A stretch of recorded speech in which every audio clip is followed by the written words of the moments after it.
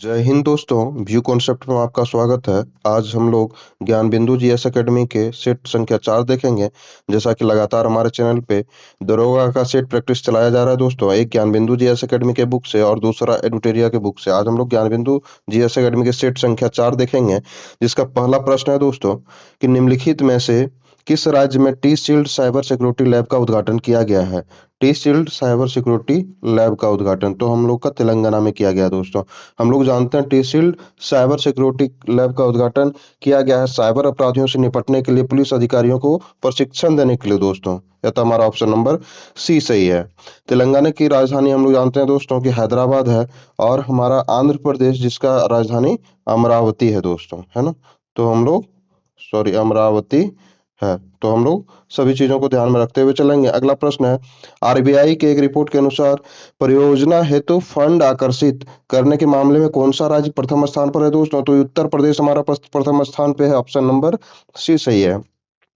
निम्नलिखित में से किस शहर में 18वां प्रवासी भारतीय दिवस सम्मेलन आयोजित किया गया। तो हमारा किस में आयोजित किया गया दोस्तों। तो हमारा ऑप्शन नंबर बी सही है, भुवनेश्वर में आयोजित किया गया दोस्तों, है ना। हम लोग जानते हैं कि 18वां प्रवासी भारतीय दिवस का आयोजन 8 से 10 जनवरी जनवरी 2025 को किया गया दोस्तों, है ना। इसका थीम है विकसित भारत में प्रवासी भारतीयों का योगदान, है ना। इस तरह से हम लोग जानते हैं कि प्रवासी भारतीय दिवस वैसे दोस्तों मनाया जाता है 9 जनवरी को दोस्तों, है ना। इस वजह 9 प्रवासी भारतीय दिवस 9 जनवरी को मनाया जाता है। या तो हम लोग इस चीज को ध्यान में रखते हुए चलेंगे दोस्तों। अगला प्रश्न है, राष्ट्रीय पंचायत पुरस्कार 2024 के तहत सर्वश्रेष्ठ ग्राम पंचायत मान्या चिवाड़ी पंचायत को मिला। यह किस राज्य से संबंधित है दोस्तों। तो हम लोग जानते हैं कि यह महाराष्ट्र से संबंधित है दोस्तों, है ना। इस यह महाराष्ट्र से संबंधित, ऑप्शन नंबर ये सही है। और अगला प्रश्न, हाल ही में न्यू कैलोडोनिया किस देश के भीतर एक नया राज्य बनाने के लिए समझौता किया गया दोस्तों। तो फ्रांस के अंदर यह स्थित है। ऑप्शन नंबर बी सही है। अगला प्रश्न है, भारत ने 1 जुलाई 2025 को अपनी एशियान भारत क्रूज वार्ता पहली एशियान भारत क्रूज वार्ता का आयोजन कहाँ किया है दोस्तों। तो चेन्नई में इसका आयोजन किया गया है दोस्तों। इसका उद्देश्य है क्षेत्रीय संपर्क और पर्यटन को बढ़ावा देना दोस्तों। अगला प्रश्न है, प्रवासी श्रमिकों के बच्चे को स्कूल और आंगनबाड़ियों में दाखिला दिलाने के लिए केरल सरकार द्वारा, किस सरकार के द्वारा, केरल सरकार के द्वारा निम्नलिखित में से कौन सी योजना शुरू की गई है। तो ज्योति योजना शुरू की गई है। ऑप्शन नंबर ए सही है। अगला प्रश्न है, सक्षम ऐप किस संस्था के द्वारा जारी किया गया है दोस्तों। तो सक्षम ऐप भारत निर्वाचन आयोग के द्वारा जारी किया गया है। यह 85 उम्र से अधिक आयु वर्ग वाले और 40% से अधिक विकलांगता वाले लोगों को घर से मतदान करने की सुविधा उपलब्ध करा रहा है दोस्तों, है ना। तो 85 से अधिक आयु वर्ग के लोग और 40% से अधिक विकलांग लोगों के लिए यह सुविधा होगी सक्षम ऐप पर दोस्तों, है ना। अगला प्रश्न है, हाल ही में वैश्विक आतंकवाद सूचकांक 2025 में किसके द्वारा जारी किया गया है। यह institute of economics and peace के द्वारा जारी किया गया। ऑप्शन नंबर ए सही है। हम लोग जानते हैं कि भारत का इसमें स्थान 17वां है दोस्तों, आतंकवाद वैश्विक आतंकवाद सूचकांक में, है ना। अगला प्रश्न, हाल ही में इंदिरा गांधी परमाणु अनुसंधान केंद्र के निदेशक के रूप में किन्हें नियुक्त किया गया है दोस्तों। तो चंद्रशेखर गौरीनाथ करा हार्डकर को नियुक्त किया गया। ऑप्शन नंबर डी सही है। अगला प्रश्न है, हाल ही में पैरा ओलंपिक खेलों में 2 स्वर्ण पदक जीतने वाली पहली भारतीय महिला कौन बनी है दोस्तों। तो पहली भारतीय महिला बनी है अवनी लेखारा, जिसका कि संबंध शूटिंग से है दोस्तों। इस यह राजस्थान राज्य से संबंधित है दोस्तों, है ना। तो हम लोग सभी चीजों को याद रखते हुए चलेंगे। हाल ही में किसने वर्ष 2022-23 तथा 23-24 के लिए performance grading India performance grading index 2.0 जारी की है दोस्तों। तो यह किसने जारी किया है। हम लोग जानते हैं कि शिक्षा मंत्रालय ने इसे जारी किया है। ऑप्शन नंबर बी सही है। अगला प्रश्न है, हाल ही में किस देश में एचआईवी रोगियों में 500% वृद्धि के कारण सार्वजनिक स्वास्थ्य आपातकाल की घोषणा की है दोस्तों। तो फिलीपींस ने इसकी घोषणा की है। फिलीपींस की राजधानी हम लोग जानते हैं दोस्तों कहाँ है, मनीला, है ना। मलेशिया का कुआलालंपुर, लाओस का हम लोग जानते हैं वियंताने, और थाईलैंड का हम लोग बैंकॉक जानते हैं दोस्तों, है ना, बैंकॉक। ठीक है।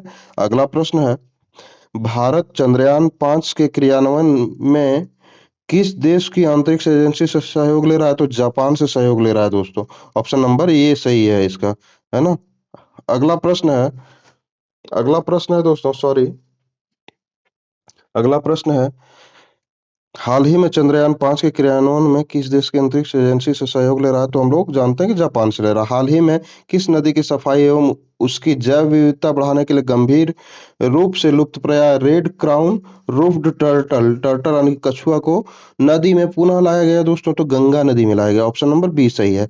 अगला प्रश्न है, 21 जून 2025 को मनाया गया अंतर्राष्ट्रीय योगा दिवस की थीम निम्नलिखित में से क्या रखी गई दोस्तों? तो yoga for one earth one health इसकी थीम रखी गई। ऑप्शन नंबर डी सही है।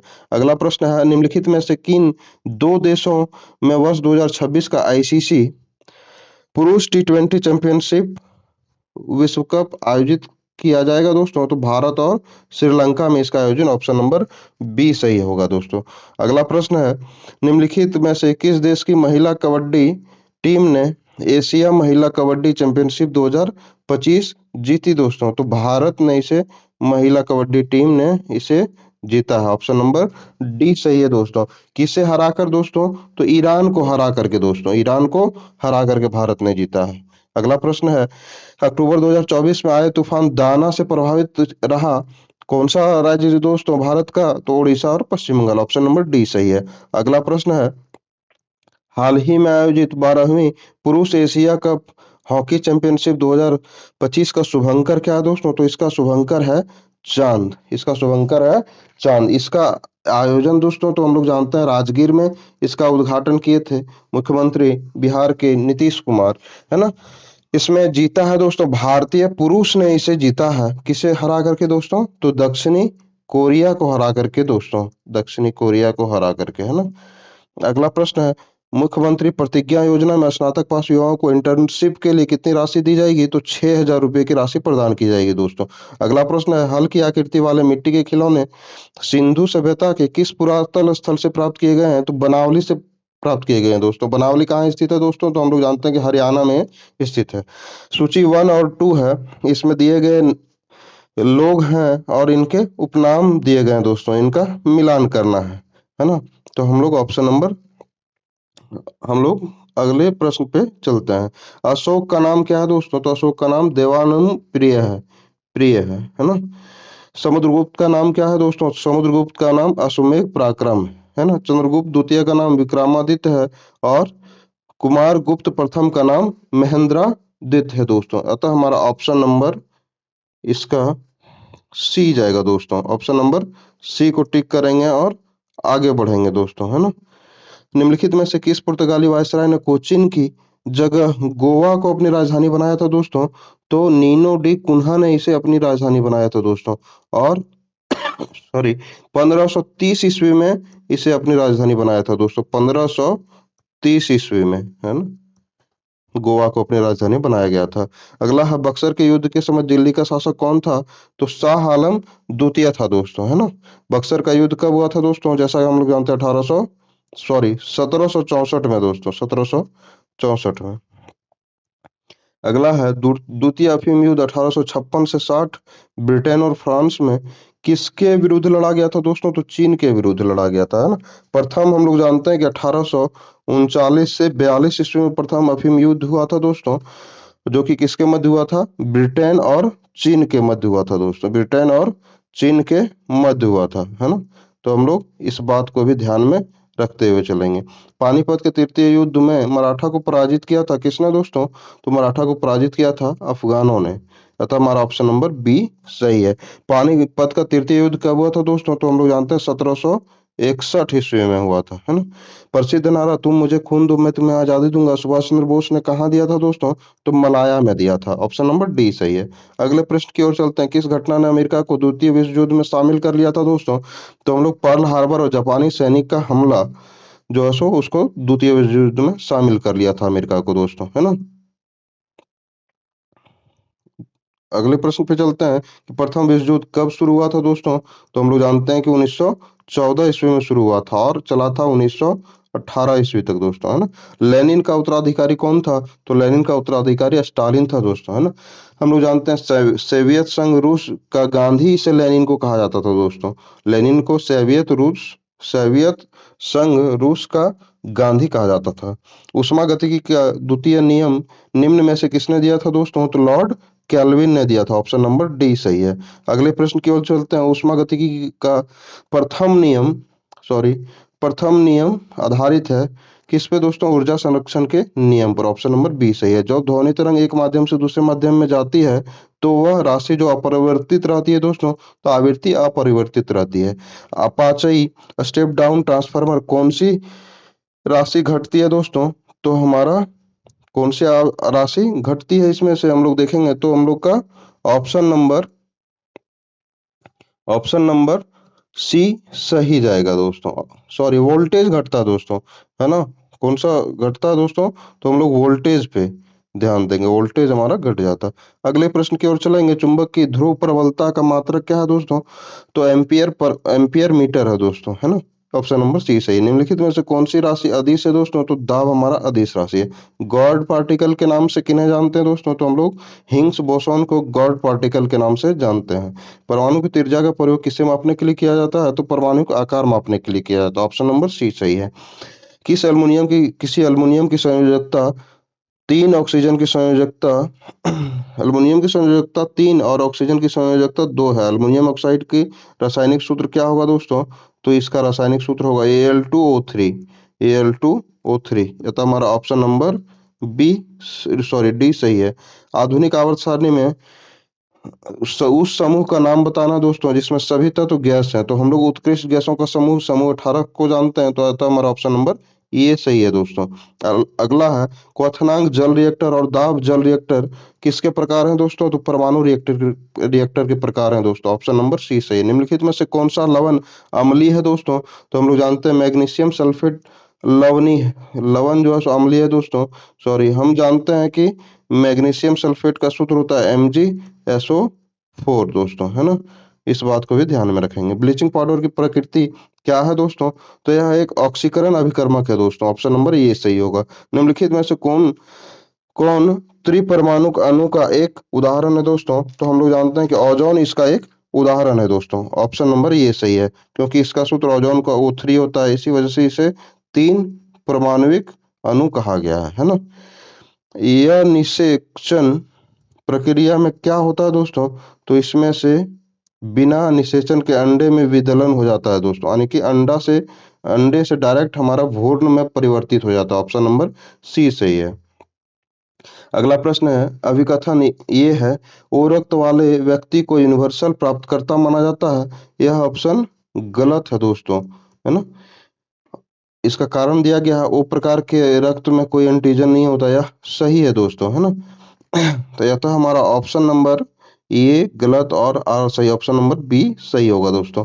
ओ रक्त वाले व्यक्ति यूनिवर्सल प्राप्त करता नहीं दोस्तों, इसे यूनिवर्सल दाता कहा जाता है दोस्तों, है ना। यूनिवर्सल डोनर कहा जाता है। अगला प्रश्न की ओर चलते हैं।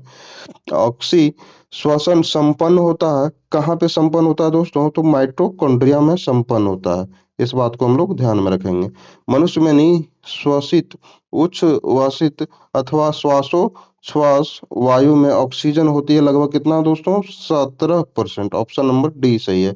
अगले प्रश्न की ओर चलते हैं। मानव शरीर में मूत्र बहाव के रास्ते में आने वाले अंगों का सही क्रम है दोस्तों। वृक्क आता है, फिर मूत्रवाहिनी, फिर मूत्राशय, उसके बाद मूत्र मार्ग आता है ना। आता है हमारा ऑप्शन नंबर डी सही है दोस्तों। अगला प्रश्न है, निम्नलिखित में से कौन सा एक उभयलिंगी फूलों के बारे में सही है दोस्तों? तो उनमें पुंकेसर और अंडप दोनों मौजूद होते हैं, यही सही है। ऑप्शन नंबर डी सही है दोस्तों। अगला प्रश्न है, सूची 1 और 2 को सम्मिलित करना है दोस्तों। तो पर रहित कीड़ा किसे कहा जाता है दोस्तों? तो सिल्वर फिश को कहा जाता है। उड़ान रहित पक्षी किसको कहा जाता है? रहित का मतलब है के बिना, है ना। अंग रहित रेंगने वाला सांप है दोस्तों। अंग यानी कि लिम्ब रहित पशु है दोस्तों मछली। यह था हमारा ऑप्शन नंबर 2 सही जाएगा, है ना। अगले प्रश्न की ओर चलते हैं हम लोग। हरलिंघम खेल मैदान में कौन सा खेल खेला जाता है दोस्तों? तो पोलो इसमें खेला जाता है। और हरलिंघम खेल का मैदान कहाँ है दोस्तों? तो हम लोग जानते हैं कि इंग्लैंड में है हरलिंघम खेल का मैदान। केंद्रीय रिजर्व पुलिस बल सीआरपीएफ की स्थापना कब हुई थी? तो 27 अक्टूबर 1939 ईस्वी को। ऑप्शन नंबर बी सही है। पीटीआई समाचार एजेंसी किस देश की समाचार एजेंसी है? तो भारत की समाचार एजेंसी है। पीटीआई का फॉर्म होता है दोस्तों प्रेस ट्रस्ट ऑफ इंडिया। इसकी स्थापना वैसे 1947 में हुई थी दोस्तों, 1947 में, लेकिन यह कार्य करना स्टार्ट किया था दोस्तों 1949 से इसका कार्य प्रारंभ हुआ था, है ना। अगले प्रश्न पे चलते हैं हम लोग। This is a depressive time to be living here. The world depressive belongs to which category? तो यह डिप्रेसिव जो है एक एडजेक्टिव है दोस्तों, या तो हमारा ऑप्शन नंबर सी सही है। चेंज इनटू एक्टिव वॉइस, ये पैसिव वॉइस में दिया हुआ है ऑलरेडी दोस्तों, इसको हम लोग चेंज करना है किसमें? तो हम लोग एक्टिव वॉइस में। तो हमारा by whom was the chair stolen, तो who stole the chair, option number C सही है दोस्तों। अगले प्रश्न पे चलते हैं। Change the sentence into indirect speech, इसमें दिया हुआ है the captain said alas our foes are very strong, तो इसको इनडायरेक्ट को डायरेक्ट में चेंज करना है दोस्तों। अतः the captain exclaimed with sorrow that their foes were very strong, option number C सही है दोस्तों। अगला प्रश्न है इन निम्नलिखित इनमें से किस समूह में सभी शब्द शुद्ध लिखे गए हैं दोस्तों? तो प्रकृति, पुनर्जन्म, भर्त्सना और बलिष्ठ, है ना, बलिष्ठ, यह हमारा सही है, ऑप्शन नंबर सी सही है। किस शब्द में संज्ञा से विशेषण नहीं बना है? तो यह गुलाबी, गुलाब से बना है, जो कि गुलाब संज्ञा है दोस्तों, गुलाबी विशेषण है। रसीला रस से बना है, सॉरी, और भूखा जो है सो भूख से बना है। गरीबी एक संज्ञा है दोस्तों, ना कि विशेषण है, या तो हमारा ऑप्शन नंबर बी सही है। गरीबी संज्ञा से जब हम लोग विशेषण बनाएंगे तो विशेषण इसका बनेगा दोस्तों गरीब, है ना। तो हमारा ऑप्शन नंबर बी सही था दोस्तों, है ना। अगले प्रश्न की ओर चलेंगे हम लोग। सोना, धतुरा, गेहूं, पलाश अनेकार्थक शब्द के एक शब्द कौन से हैं दोस्तों? तो इसके एक शब्द हैं कनक, है ना। सोना को कनक भी पर्यायवाची शब्द में वैसे कहते हैं। प्रेतशिला पहाड़ी का संबंध कहाँ से है दोस्तों? तो गया जी, जो कि बिहार में स्थित है दोस्तों। अगला प्रश्न है निम्नलिखित में से किस जिले की सीमा अंतर्राष्ट्रीय सीमा नहीं बनाती है दोस्तों? तो शिवहर हमारा जिला है जो कि अंतर्राष्ट्रीय सीमा नहीं बनाता है। बिहार में सर्वप्रथम नगर पालिका की स्थापना कहाँ हुई थी दोस्तों? तो आरा में हुई थी 1965 में। और हम लोग देखेंगे नगर निगम, तो पटना नगर निगम पहला नगर निगम था जो कि स्थापना हुआ था कब दोस्तों? 1952 में। इस बात को भी याद रखेंगे। अगला प्रश्न है निम्नलिखित में से कौन सा आरबीआई का मात्रात्मक ऋण नियंत्रक उपकरण नहीं है दोस्तों? तो मार्जिन आवश्यकताएं नहीं है, ऑप्शन नंबर सी सही है। वर्तमान में कितनी कंपनियां महारत्न का दर्जा प्राप्त है? तो हम लोग का 14 कंपनियां महारत्न का दर्जा प्राप्त है दोस्तों। तो इसमें से एनटीपीसी भी हमारा महारत्न कंपनी में आता है, नेशनल थर्मल पावर कॉर्पोरेशन, है ना। अगला प्रश्न है लिंड बैंक योजना का मुख्य उद्देश्य है कि इनमें से प्रत्येक बैंक सघन विकास के लिए पृथक जिलों को अपनाए। लिंड बैंक का योजना का प्रमुख उद्देश्य यही है दोस्तों। विशेष आहरण अधिकार एसडीआर निम्नलिखित में से कौन सी मुद्रा शामिल नहीं है दोस्तों? तो हम लोग का भारतीय रुपया इसमें शामिल नहीं है, ऑप्शन नंबर सी सही है दोस्तों, है ना। ऑप्शन नंबर सी को हम लोग टिक करेंगे और आगे बढ़ेंगे दोस्तों, है ना। लक्षित सार्वजनिक वितरण प्रणाली की शुरुआत किस वर्ष हुई थी दोस्तों? तो 1997 में इसकी शुरुआत हुई थी। ऑपरेशन फ्लड जो कि हम लोग जानते हैं कि किससे संबंध है दोस्तों? तो दुग्ध उत्पादन से इसका संबंध है। तो ऑप्शन नंबर डी इसका सही उत्तर होगा, है ना। निम्नलिखित में से नदी कर्क रेखा को 2 बार काटती है दोस्तों? तो माही नदी 2 बार काटती है। अगला प्रश्न है निम्नलिखित राज्यों में से कौन सा राज्य नेपाल से अपनी सीमा नहीं बनाता है दोस्तों? तो हम लोग जानते हैं कि असम अपनी सीमा नेपाल से नहीं बनाता है दोस्तों। मध्य हिमालय की सबसे लंबी श्रेणी है पीर पंजाल श्रेणी, जिस पर जम्मू कश्मीर भी स्थित है दोस्तों। अतः हमारा ऑप्शन नंबर ये सही है। निम्नलिखित नदियों में से कौन सी यमुना नदी के बाएं तट की सहायक नदी है दोस्तों? तो हम लोग जानते हैं कि हिंडन नदी बाएं तट की यमुना की सहायक नदी है, ऑप्शन नंबर डी इसका सही उत्तर रहेगा, है ना। किस मृदा का प्रयोग मकान निर्माण के प्रयोग में आने वाले ईंटों के निर्माण में किया जाता है? तो लेटेराइट मृदा का उपयोग किया जाता है ईंट बनाने में, है ना। अगला प्रश्न है भारत में उष्णकटिबंधीय सदाबहार वन वनस्पति का विकास नहीं हुआ है कहाँ दोस्तों? तो पश्चिमी घाट के पूर्वी ढाल पर नहीं हुआ है सदाबहार वनस्पति का विकास। निम्नलिखित में से कौन सा युग्म सुमेलित नहीं है दोस्तों? तो यह जो दिया हुआ है एक साइड में दोस्तों, यह स्थानांतरित कृषि है दोस्तों, है ना। इसका संबंध जो है सो किससे नहीं है, सॉरी, सुमेलित कौन सा है? तो पोमाडा भी एक स्थानांतरित कृषि है, जबकि जिसका संबंध उड़ीसा से है दोस्तों, है ना। यह तो हमारा ऑप्शन नंबर डी सही सुमेलित है। पामलू का संबंध झारखंड से नहीं दोस्तों, मणिपुर से है इसका संबंध। एक स्थानांतरित कृषि है मणिपुर का। और कुमारी जो कि स्थानांतरित कृषि है पश्चिमी घाट का दोस्तों, ना कि पूर्वी घाट का। और हम लोग पोडू जो कि कहाँ का स्थानांतरित कृषि है दोस्तों, तो हम लोग इसको पोडू के बारे में हम लोग जानेंगे। तो पोडू कहाँ का है दोस्तों, तो यह आंध्र प्रदेश का है दोस्तों। पोडू आंध्र प्रदेश का है। इस बात को भी हम लोग याद करते चलेंगे, है ना। अगला प्रश्न है, प्रमुख तांबा उत्पादक मलाज खंड किस राज्य में अवस्थित है दोस्तों? तो मध्य प्रदेश में अवस्थित है।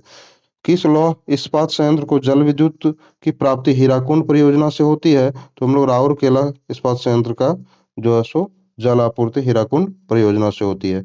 कौन सी भूकंपीय तरंगें केवल ठोस भाग में गमन कर सकती है दोस्तों? तो एस तरंगें जो है सो केवल ठोस भागों में गमन कर सकती है। पृथ्वी की सतह पर वह भाग जिस पर भूकंपीय तरंगों को सर्वप्रथम रिकॉर्ड किया जाता है, तो आधि केंद्र पर रिकॉर्ड किया जाता है सर्वप्रथम। अगला प्रश्न है, निम्नलिखित स्थलाकृतियों में किसे अंडे की टोकरी की स्थलाकृति भी कहते हैं? हिमोटिला को कहते हैं अंडे की टोकरी की स्थलाकृति। निम्नलिखित में से किसका निर्माण पंचायती राज व्यवस्था के तहत हुआ? तो ग्राम पंचायत का निर्माण पंचायती राज व्यवस्था के तहत हुआ। ऑप्शन नंबर बी सही है। अगले प्रश्न की ओर आगे बढ़ते हैं। भारतीय संविधान को संविधान सभा द्वारा अंगीकृत किया गया है, तो ऑप्शन नंबर बी सही है। 26 नवंबर 1949 को अंगीकृत किया गया था दोस्तों। और हमारा लागू कब किया गया था? 26 जनवरी 1950 को। भारतीय संविधान की 10वीं अनुसूची का संबंध किससे है? दल विरोधी कानून से। ऑप्शन नंबर डी सही है। सूचना का अधिकार अधिनियम कब से लागू हुआ है दोस्तों? तो 12 अक्टूबर 2005 है। तो हमारा ऑप्शन नंबर बी सही है दोस्तों। निम्नलिखित में से किस अनुच्छेद में पाकिस्तान से भारत आए लोगों के लिए नागरिकता के अधिकार का उल्लेख है दोस्तों? तो अतः हमारा अनुच्छेद 6 में इसका उल्लेख है दोस्तों। अगले अगले प्रश्न की ओर चलते हैं। निम्न में से किसका उत्साधन किया जा सकता है दोस्तों? तो विधान परिषद का उत्साधन किया जा सकता है दोस्तों। हम लोग जानते हैं कि हाल ही में जम्मू कश्मीर में भी विधान परिषद था, उसका उत्साधन का मतलब होता है समाप्त कर देना। तो जम्मू कश्मीर से भी विधान परिषद समाप्त कर दिया गया है दोस्तों। हम लोग जानते हैं कि विधान परिषद का सृजन या फिर उत्साधन समाप्ति अनुच्छेद 169 के अधीन किया जाता है दोस्तों। इस बात को भी हम लोग याद रखेंगे। अगला प्रश्न है, निम्न में से किस अनुच्छेद में भारत के संविधान में अस्पृश्यता और किसी भी रूप में व्यवहार को समाप्त कर दिया गया है दोस्तों? तो ऑप्शन नंबर डी सही है। अनुच्छेद 17 के अधीन अस्पृश्यता को समाप्त कर दिया गया, छुआछूत को समाप्त कर दिया गया है दोस्तों। अगला प्रश्न है, भारतीय संविधान के 8वीं अनुसूची में कौन सी भाषा वर्ष 2003 में जोड़ी गई है दोस्तों? तो वर्ष 2003 में जोड़ी गई संथाली को जोड़ी गई है। ऑप्शन नंबर डी सही है। मैथिली भी जोड़ी गई है दोस्तों 2003 में। डोगरी और बोडो भी जोड़ा गया है 2003 में दोस्तों, है ना। तो हम लोग डोगरी और बोडो सभी को याद रखेंगे, है ना। और किस संविधान संशोधन के द्वारा जोड़ा गया है दोस्तों? तो 92वें संविधान संशोधन के द्वारा जोड़ा गया है। इस बात को भी हम लोग याद रखेंगे। अगला प्रश्न है, अगले प्रश्न में है, गेंद का व्यास दिया हुआ है और गेंद का द्रव्यमान हमें ज्ञात करना है दोस्तों। तो हम लोग पहले तो इसका जो व्यास दिया हुआ है इसे हम लोग किस में कन्वर्ट करेंगे दोस्तों? त्रिज्या में कन्वर्ट करेंगे, सॉरी, त्रिज्या में कन्वर्ट करेंगे दोस्तों। उसके बाद हम लोग इसका आयतन, गोला का आयतन पे हम लोग फॉर्मूला पे हम लोग करके निकाल लेंगे। और निकालने के बाद हमारा ऑप्शन नंबर डी आएगा। अगला प्रश्न है, अगले प्रश्न तो रीजनिंग और गणित के हैं दोस्तों, इसे आप अपने से हल करिएगा। और अगले प्रश्न की ओर चलते हैं जो कि जीएस से हो। तो अगला प्रश्न है, लगता है प्रश्न की समाप्ति हो गई दोस्तों। अतः हम लोग प्रश्न संख्या 100 पर पहुंच गए हैं। और लगातार हमारे चैनल से जुड़े रहिए दोस्तों, और हमारे चैनल के वीडियो को ऐसे ही देखते रहिए। और आपका दिन शुभ हो। धन्यवाद।